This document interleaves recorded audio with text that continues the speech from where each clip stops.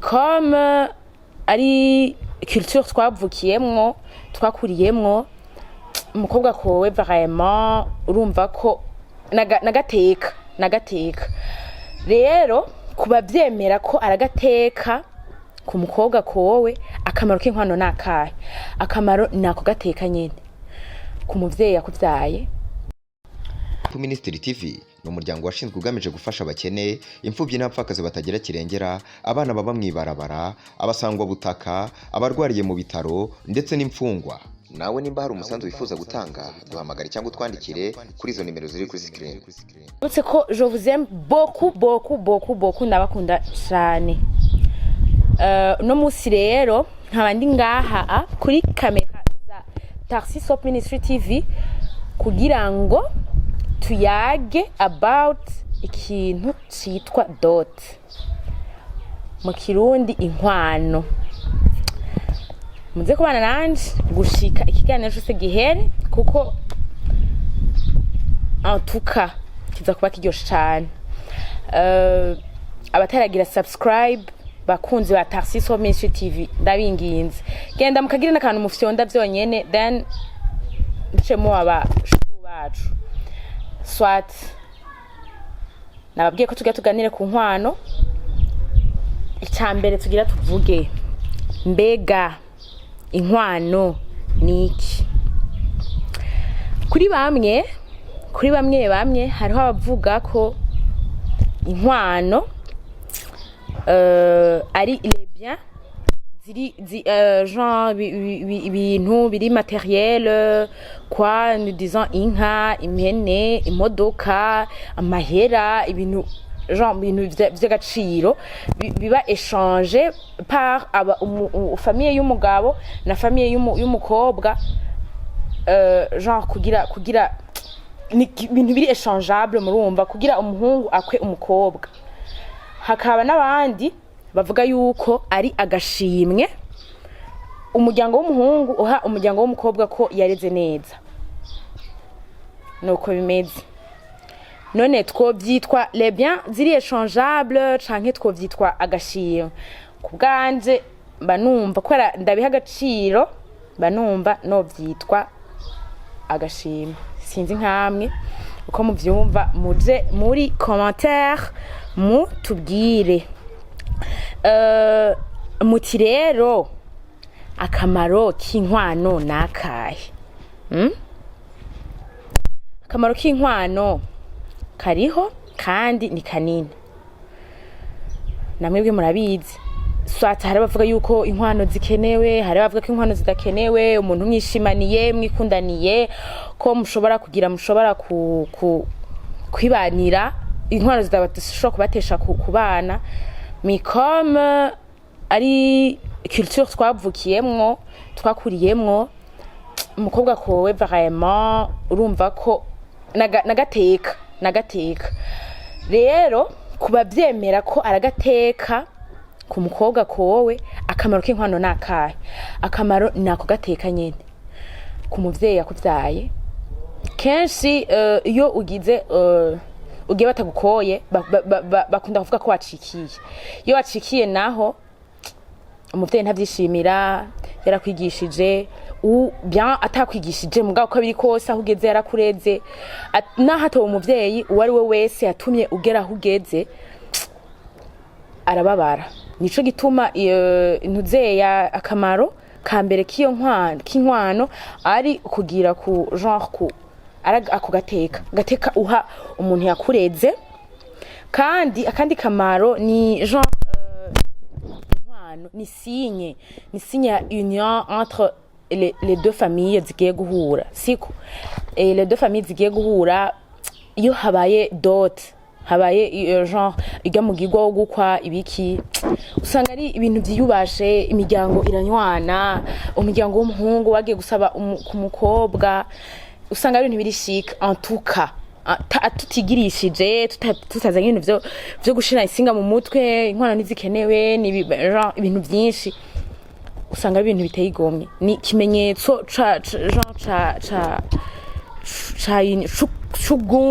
c'ubwunge hagati y'iyo miryango ibiri. ubwa gatatu twavyitwa ama avantage y'inkwano, ingaruka nziza z'inkwano. Iyo habaye inkwano ni iki?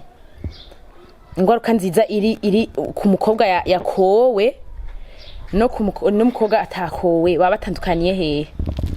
Guys, umukobwa iyo yagiye ku mugabo yakowe, tureke genre turi muri dote, ntituri muri vya ma état civil ibiki ngo les mariages zihezagiye, genre ayo nandi ma étape aza mu nyuma.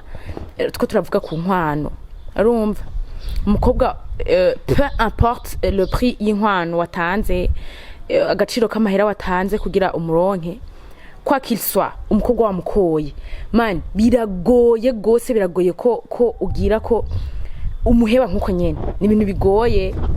Basi je dis bien mufuyikana kubusa, watashe wasanze igitanda kidashashe, wasanze atarahisha, wasanze ataragira iki bla bla bla, tutuntu tw'uburofa. Apana ajya makosa ari exagéré, non, tuntu duto ari ukuntu umuhungu ushobora kuguhora akabura hagukura, agacarondera utuntu duto, ukabona vraiment ati nahampoye kino kintu yari yarashatse kugira genre kugira icampoye yakibuze, ampoye iki. Une fois umukobwa wamugize wamudose wamutanze kw'inkwano, biramuproteja mu rugo arimwo, kandi nawe genre abafise akamaro, arumva yuko ari umuntu ari précieux, ari une personne précieuse muri iyo famille. Avuga ati nanje ndi w'agaciro, narahaje, urumva sinapfa kuhava uko nyene. Siko sigari ryose gituma umugabo amwirukana, non, il me protège contre les divorces. Iyo ni avantage ya dot. Muti rero inconvénient nayo yobi hari n'inyabaki, genre ingaruka mbi ya dot. Sinogikota ko cane, sinukora ko simpa agaciro cane abantu batemera inkwano, nta gaciro ndabiha. Mugabo kuri bamwe hariho abavuga yuko bifise inconvénient, bifise ingaruka mbi inkwano. Iyo ngaruka mbi rero ngo ni yihe? Iyo ngaruka mbi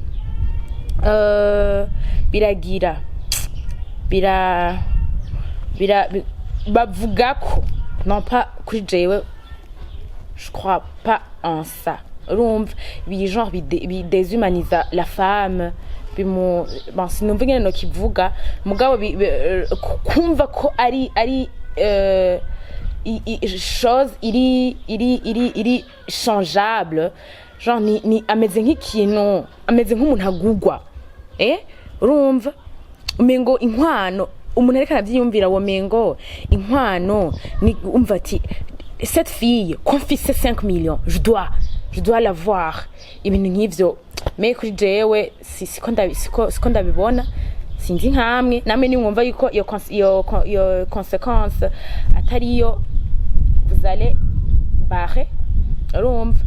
Mugabo ni mwamumva naho ko ari byo, naho nyene nta nakimwe mugeme kuri jewe, no.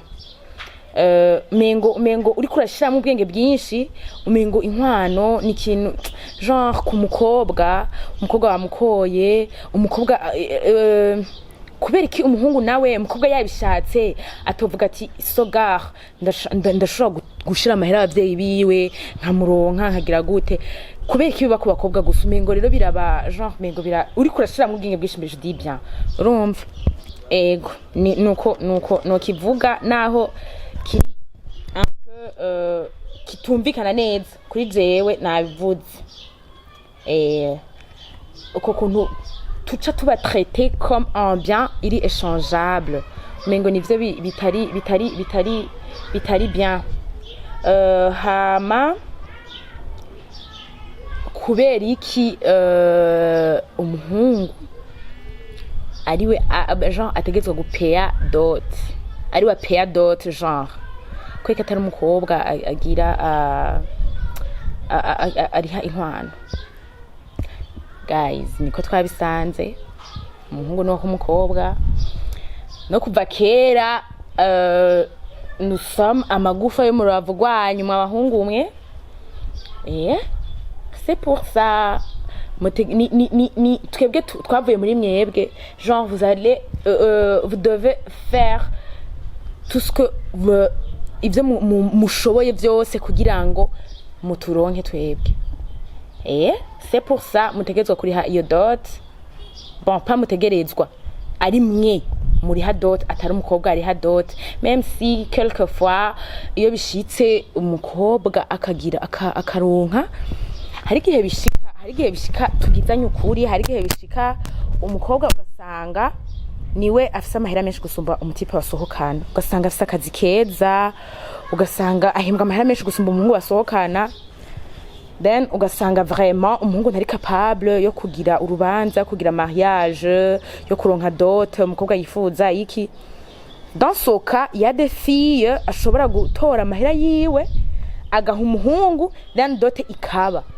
Ariko urumva ko atari umukobwa avuga ati ndajewe papa mama muzoze muje kunsabira urya muhungu. No, uko bigenda kose umukobwa aha amahera umuhungu, hama uwo muhungu umuryango w'umuhungu akabaruza gusaba umukobwa. Dans ce cas, ntiturabaha amahera yavuye, turabe ijambo